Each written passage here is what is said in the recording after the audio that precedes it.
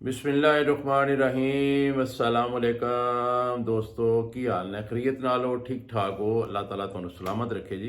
अल्लाह ताला खुश रखे, आबाद रवो, शाद रवो। तो लो तुहानू अज एक बड़ी सबक अमोस गल जी सुनान लगा। तो सुनोगे पूरी सुनना, यह मेहरबानी तुहाडी है पहले कि पूरी सुनोगे फिर समझ आनी है कि दुनिया ते रहन वास्ते ये चीज़ां जड़ियां ने बड़ियां अहम होंदियां ने कि तुहानू गल बात का पता हो पहले, ताकि तुसी किसी फ्रॉड तो बच जाओ। ठीक है जी। तो किसी भी फ्रॉड तो बचने वास्ते अज तुहानू मैं जी गल सुनान लगा, ये सुन लवोगे तो इंशाअल्लाह ताला तुहाडा भला ही भला है। ठीक है ना जी। तो लो गल शुरू करिए। बस लाहौर तो पिंडी वास्ते रवाना होंदी,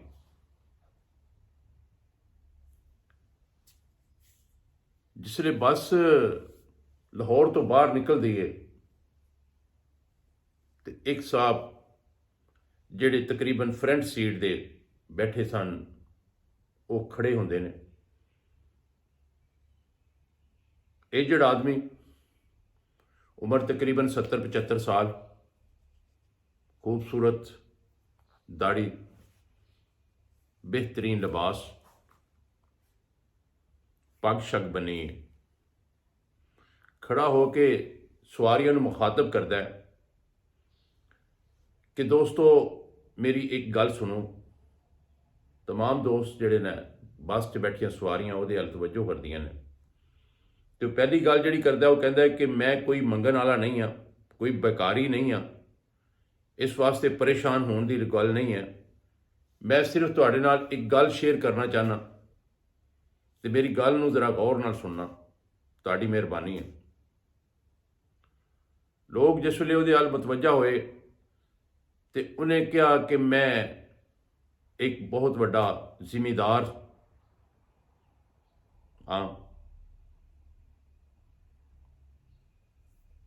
अल्लाह ताला ने मेरी काया पलटी,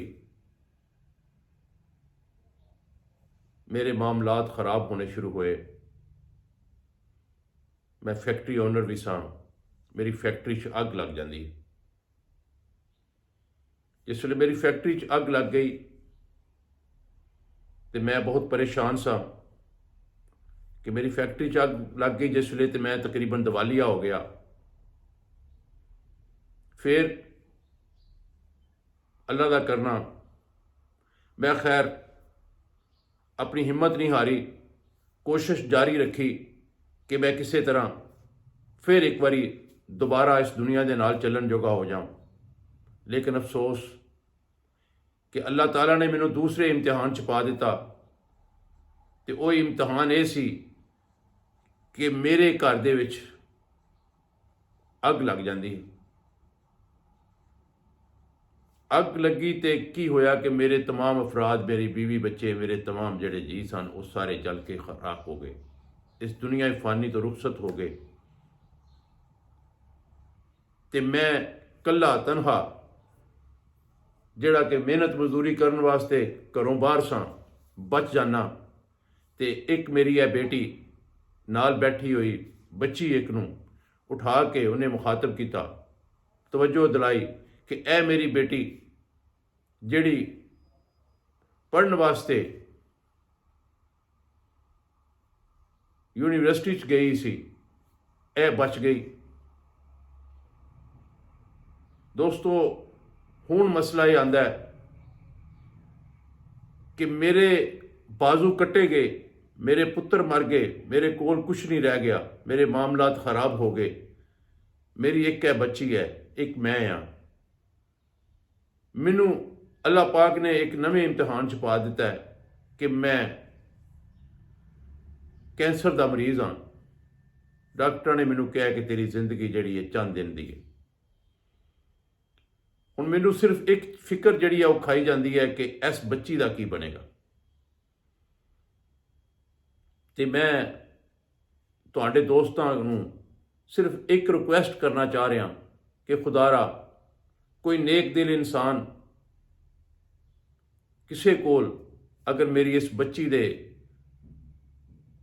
रिश्ते वास्ते कोई वर होवे तो वह मेरी हेल्प कर दे, ताकि मैं अपनी बच्ची के हथ पीले करके इस दुनिया तो बाइज्जत तरीके नाल वापस जा सकां। उस बजुर्ग की एड्डी दर्द भरी गल सुन के एक साहब जिहड़े तकरीबन बस के सेंटर च बैठे सन, वो खड़े हुए, पेंट कोट पाया, पढ़िया लिखिया बंदा खड़ा हुंदा है ते कहंदा कि जी मैं प्रोफैसर हाँ, मेरे 2 बेटे ने, एक बेटा मेरा शादीशुदा है, वो अमेरिका सैटल है, एक मेरा बेटा है नाल बैठे हुए बच्चे नूं उन्हें उठा के मुखातब किया, इशारा किया उसकी तरफ कि यह एक मेरा बेटा है जिहड़ा डॉक्टर बन रहा है, आखिरी साल च है, तो मैं इस बच्ची नूं अपनी बेटी बनाने वास्ते तैयार हाँ। अगर ये बजुर्ग मेरे बच्चे नूं पसंद करन, मेरे ते इतबार करन, तो मैं इस बच्ची नूं अपना बाप यानी अपनी बेटी बना लांगा और इहदा बाप बन के इंशाअल्लाह ताला इनू कदी जिंदगी च कोई दुख नहीं आन देंगा। वो बस च बैठियां तमाम सवारियां ये सारा कुछ बड़े गौर नाल सुन रही सन, कड़ी नाल कड़ी मिल रही सी। ते वो बजुर्ग जिहड़े सन उन्हां दी अखां चों आंसू आ गए, तो उन्होंने कहा शुक्र अल्हम्दुलिल्लाह, ऐ अल्लाह तेरा शुक्र है कि अजे भी दुनिया दे विच कुछ नेक दे लोग वसदे ने, ते मैनू ये बच्चा पसंद है, मैनू होर की चाहिए कि मेरी बच्ची नूं एक बाप मिल जाए, तो मेरी बच्ची महफूज हो जाए, तो मैं इस दुनिया तो इज्जत नाल वापस जा सकां। तो बिस्मिल्लाह जनाब, मैनू ये रिश्ता मंजूर है, मैनू कोई इतराज़ नहीं। तो बेटा जिहड़ा सी उन्हें भी हाथ खड़ा करके कहा जी मेरे वालिद साहब ने कहा तो मैनू भी ये रिश्ता मंजूर है, मैं इंशाअल्लाह ताला कदी जिंदगी च इन्हूं दुख नहीं देंगा। उधरों बच्ची ने सिर झुका के बड़े धीमी आवाज नाल कहा कि मैं बहुत शुक्रगुजार हाँ डॉक्टर साहब दी कि उन्होंने मैनू अपनी बेटी बनाने का वादा किया, तो मैं इंशाअल्लाह ताला सारी जिंदगी इन्हां दी बेटी बन के रवांगी, ना कि बहू बन के रवांगी, और जिथों तक हो सके मैं इन्हां दी खिदमत करांगी, और जिंदगी च कदी कोई दुख तकलीफ मेरी तरफों नहीं आएगा। जो ये सारे मामलात होए तो बिल्कुल बैक सीट ते बैठे एक दाड़ी वाले बजुर्ग जिहड़े बज़ाहिर कोई इमाम मस्जिद लगते सन, वो उठे तस्बीह हाथ च, और तस्बीह फेरदियां उन्होंने कहा कि लो जी सब नूं बहुत मुबारक होवे, सब नूं बहुत मुबारक होवे, अल्लाह ताला ने इस बस नूं अज एक बाबरकत बस बना दिता है, बाबरकत सफ़र कर दिता है साडा। ते बिस्मिल्लाह, अगर बच्ची भी राजी है, बच्चा भी राजी है, बच्चे का बाप राजी है, बच्ची का बाप राजी है, और ये रिश्ता तय हो गया, तो फिर क्यों ना इत्थे ही बस च निकाह कर दिता जाए, तो ये जिंदगी का बच्चे अपने आगाज़ करन। वो सारिया सवारियां ने इस गल की तायद की कि जी बिल्कुल बड़ी अच्छी गल है, तो वो मौलवी साहब ने अगे बढ़ के उन्हें बच्ची और बच्चे का बकायदा एक निकाह कराया।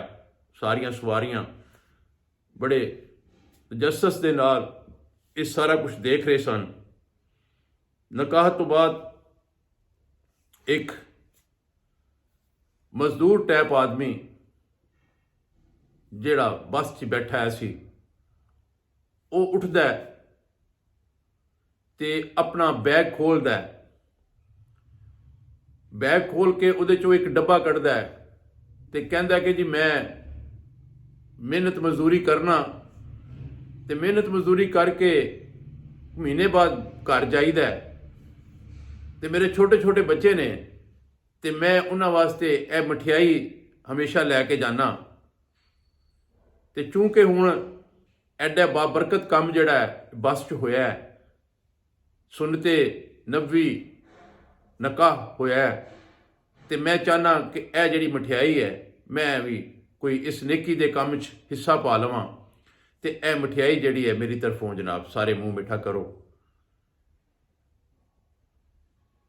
वो जनाब सब ने उस गल की भी तायद की ਤੇ ਉਸ ਬੰਦੇ ਨੇ ਡਰਾਈਵਰ ਤੋਂ ਸ਼ੁਰੂ ਹੋਇਆ ਤੇ ਸਾਰੀਆਂ ਸਵਾਰੀਆਂ ਨੂੰ ਉਹ ਮਠਿਆਈ ਜਿਹੜੀ ਹੈ ਉਹ ਤਕਸੀਮ ਕਰਦਾ ਹੋਇਆ ਜਨਾਬ ਆਪਣੀ ਸੀਟ ਤੇ ਬਹਿ ਜਾਂਦਾ ਹੈ। ਉਹ ਸਾਰੀਆਂ ਸਵਾਰੀਆਂ ਜਿਸ ਵੇਲੇ ਮਠਿਆਈ ਖਾਂਦੀਆਂ ਨੇ ਤੇ ਮਠਿਆਈ ਖਾ ਕੇ ਨਾਲ ਹੀ ਸਕੂਨ 'ਚ ਹੋ ਜਾਂਦੀਆਂ ਨੇ, ਕਿਉਂਕਿ ਉਸ ਮਠਿਆਈ 'ਚ ਨਸ਼ਾ ਸੀ। ਉਹ ਜਿਸ ਵੇਲੇ ਨਸ਼ੇ 'ਚ ਹੋਏ, ਹਾਂ ਇੱਕ ਛੋਟੀ ਜਿਹੀ ਗੱਲ ਮੈਂ ਭੁੱਲ ਗਿਆ ਕਿ ਉਸ ਤੋਂ ਪਹਿਲੇ ਉਹਨਾਂ ਨੇ ਡਰਾਈਵਰ ਨੂੰ ਕਿਹਾ ਕਿ ਡਰਾਈਵਰ ਸਾਹਿਬ ਮਿਹਰਬਾਨੀ ਕਰੋ, ਇਹ ਬੱਸ ਨੂੰ ਥੋੜੀ ਸਾਈਡ ਤੇ ਲਾ ਲਵੋ ਤਾਂ ਕਿ ਇਹ ਜਿਹੜੀ ਮਠਿਆਈ ਸਾਰੇ ਦੋਸਤ ਖਾ ਲੈਣ ਤੇ ਤੁਸੀਂ ਵੀ ਮਠਿਆਈ ਖਾ ਲਓ। ਉਹ ਬੱਸ ਇੱਕ ਸਾਈਡ ਤੇ ਰੋਡ ਤੇ ਲਾ ਦਿੱਤੀ ਸੀ ਤੇ ਉਹ ਡਰਾਈਵਰ ਸਾਹਿਬ ਵੀ ਸੋ ਗਏ ਤੇ ਸਾਰੇ ਹੀ ਸੋ ਗਏ। ਤੇ ਜਿਸ ਵੇਲੇ ਅਗਲੇ ਦਿਨ ਉਹ ਉੱਠੇ ਤੇ ਸਵੇਰ ਦੇ 8 ਵੱਜ ਗਏ ਸਨ ਤੇ ਸਵਾਰੀਆਂ ਸਾਰੀਆਂ ਸੁੱਤੀਆਂ ਸਨ। ਨਾ ਕਿਸੇ ਦੇ ਕੋਲ ਬੈਗ ਸੀ, ਨਾ ਕਿਸੇ ਦੀ ਜੇਬ 'ਚ ਪਰਸ ਸੀ, ਨਾ ਕਿਸੇ ਦੇ ਹੱਥ 'ਚ ਘੜੀ ਸੀ, ਨਾ ਕਿਸੇ ਦੀ ਜੇਬ 'ਚ ਮੋਬਾਈਲ ਸੀ। ਇਹ ਦੋਸਤੋ ਉਹ ਸਾਰਾ ਗਰੁੱਪ ਜਿਹੜਾ ਸੀ ਉਹ 6-7 ਬੰਦਿਆਂ ਦਾ ਉਹ ਰਲਿਆ ਆਇਆ ਸੀ। ਉਹ ਸਾਰੀ ਫਿਲਮ ਇੱਕ ਤਿਆਰ ਕੀਤੀ ਸੀ ਉਹਨਾਂ ਨੇ, ਜਿਹੜੀ ਫਿਲਮ ਉਹਨਾਂ ਨੇ ਟੀਵੀ ਉਹਦੇ 'ਚ ਚਲਾਈ ਬੱਸ 'ਚ, ਤੇ ਲੋਕਾਂ ਸਾਰਿਆਂ ਨੂੰ ਲੁੱਟ-ਪੁੱਟ ਕੇ ਤੇ ਆਪ ਉਤਰ ਕੇ ਚਲੇ ਗਏ। ਤੇ ਦੋਸਤੋ ਮੇਰੀ ਗੱਲ ਕਰਨ ਦਾ ਮਕਸਦ ਸਿਰਫ ਇਹਨਾਂ ਹੈ ਕਿ ਅੱਜ ਬਹੁਤ ਤਰੀਕੇ ਨਾਲ ਲੋਕ ਫਰਾਡ ਕਰ ਰਹੇ ਨੇ, ਤੇ ਕਿਸੇ ਵੀ ਫਰਾਡ ਤੋਂ ਬਚਣ ਵਾਸਤੇ ਅਗਰ ਤੁਸੀਂ ਮੇਰੀਆਂ ਗੱਲਾਂ ਸੁਣ ਲਿਆ ਕਰੋ ਤੇ ਇਨਸ਼ਾਅੱਲਾ ਤਾਲਾ ਜ਼ਿੰਦਗੀ 'ਚ ਕਦੀ ਧੋਖਾ ਨਹੀਂ ਖਾਓਗੇ। ਕਿਉਂ ਕਿ ਮੈਂ ਹਮੇਸ਼ਾ ਕੀਮਤੀ ਤੋਂ ਕੀਮਤੀ ਗੱਲ ਜਿਹੜੀ ਆ ਤੁਹਾਡੇ ਵਾਸਤੇ ਉਹ ਪੇਸ਼ ਕਰਨਾ, ਤਾਂ ਕਿ ਤੁਸੀਂ ਜ਼ਿੰਦਗੀ ਦੇ ਵਿੱਚ ਅਗਰ ਕਿਸੇ ਕਿਸਮ ਦਾ ਤੁਹਾਡੇ ਨਾਲ ਫਰਾਡ ਹੋਣ ਲੱਗੇ ਤੇ ਤੁਸੀਂ ਚੌਕਸ ਹੋ ਜਾਓ, ਤੁਹਾਨੂੰ ਸਮਝ ਆ ਜਾਏ ਕਿ ਬੰਦਾ ਫਰਾਡ ਕਰਨਾ ਚਾਹ ਰਿਹਾ ਹੈ, ਇਹਦੀ ਗੱਲ ਦੇ ਵਿੱਚ ਜਿਹੜੀ ਹੈ ਇਹ ਫਰਾਡ ਨਜ਼ਰ ਆ ਰਿਹਾ। ਤੇ ਅੱਲਾਹ ਤਾਲਾ ਤੁਹਾਨੂੰ ਖੁਸ਼ ਰੱਖੇ, ਸ਼ਾਦ ਰਹੋ, ਆਬਾਦ ਰਹੋ। ਦੋਸਤੋ ਵੀਡੀਓ ਨੂੰ ਲਾਈਕ ਤੇ ਸ਼ੇਅਰ ਕਰ ਦਿਓ, ਤੇ ਜਿਨ੍ਹਾਂ ਦੋਸਤਾਂ ਨੂੰ ਅਜੇ ਤੱਕ ਸਬਸਕ੍ਰਾਈਬ ਕਰਨ ਦੀ ਤੌਫੀਕ ਨਹੀਂ ਹੋਈ ਉਹ ਮੇਰੇ ਚੈਨਲ ਨੂੰ ਸਬਸਕ੍ਰਾਈਬ ਕਰਕੇ ਚੈਨਲ ਦਾ ਹਿੱਸਾ ਬਣ ਜਾਓ। ਤੇ ਬਸ਼ਰਤੇ ਜ਼ਿੰਦਗੀ ਕੱਲ ਫਿਰ ਇੱਕ ਨਵੀਂ ਵੀਡੀਓ ਦੇ ਨਾਲ ਫਿਰ ਹਾਜ਼ਰ ਹੋਵਾਂਗਾ। ਕੱਲ ਤੱਕ ਇਜਾਜ਼ਤ, ਅੱਲਾਹ ਹਾਫਿਜ਼।